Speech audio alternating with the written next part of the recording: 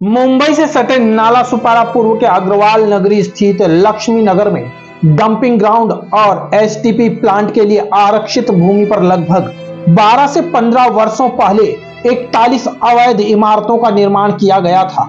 वहीं एक लंबी कानूनी प्रक्रिया के बाद बॉम्बे हाई कोर्ट ने इन इमारतों को अवैध घोषित करते हुए वसई विरार महानगर पालिका को उन सभी इमारतों को ध्वस्त करने का आदेश दिया था।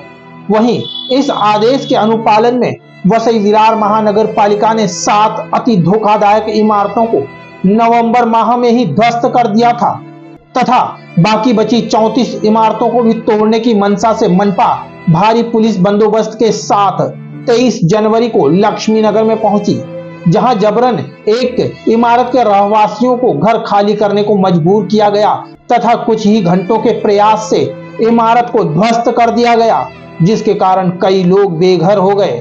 वहीं बेघर हुए लोगों ने रोते बिलखते बताया कि वे इन घरों में पिछले कई सालों से रह रहे थे और एक एक पैसा जोड़कर उन्होंने घर वर्षों पहले खरीदा था और अब वे बेसहारा हो चुके हैं। उनके पास अब कोई भी आसरा नहीं है। वहीं इन तोड़क कार्रवाई के द्वारा कई परिवार अब सड़क पर आ गए हैं। दिन की कड़कड़ाती धूप और रात की ठंड की मार के साथ साथ खाने पीने की भी कोई सुविधा नहीं हो पा रही है। आप ये नजारा देखिए, नजारा व्याकुल करने वाला है। घर का पूरा सामान बाहर पसरा पड़ा है, चप्पे चप्पे पर पुलिस खड़ी है। वहीं कार्रवाई के दूसरे दिन इस तोड़क कार्रवाई का विरोध करते हुए इमारत वासियों ने अपने आप को घर के अंदर ही बंद कर लिया, जिसके उपरांत पुलिस ने जबरन घर खुलवाकर तथा बल प्रयोग कर इमारत वासियों को घर से बाहर निकाला। मेरा सरिता सरवन यादव, भैया आप लोग मुझे सरिता सरवन यादव जी, मैं रूम खोज रही हूँ, मुझे रूम नहीं मिला है। वो तो मैं इससे बेटी लेके मैं बाहर कैसे बैठूं? अगर कुछ हो जाएगा मेरी बेटी के सामने, आप लोग इतना लोग अगर कोई कुछ कर पाएगा। एक तो ऑटो चोरी, श्रद्धा यादव, श्रद्धा सरवन यादव तथा भारी पुलिस बंदोबस्त के बीच तोड़क कार्रवाई शुरू की गई। आपको बता दें कि मनपा ने इस तोड़क कार्रवाई को अंजाम देने तथा कार्रवाई के दौरान किसी भी अव्यवस्था से बचने के लिए 400 पुलिस कर्मियों की तैनाती की गई। वहीं आपको बता दें कि इस तोड़क कार्रवाई ने अब तक राजनीतिक रंग लेना शुरू कर दिया है।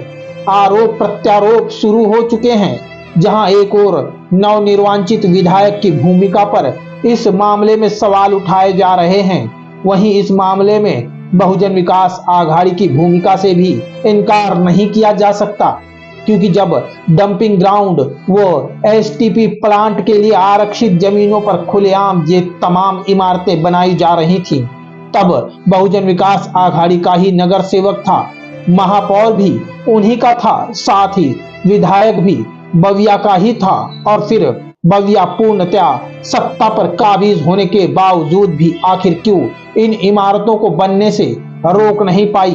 हालांकि अब समय आरोप प्रत्यारोप का न होकर इन तमाम लोगों के लिए पुनर्वास के संसाधन जुटाने का है। इसके लिए तमाम बेघर हुए परिवार की मदद के लिए सभी पार्टी के नेताओं को दलगत राजनीति की भावना से ऊपर उठकर कार्य करने की जरूरत है।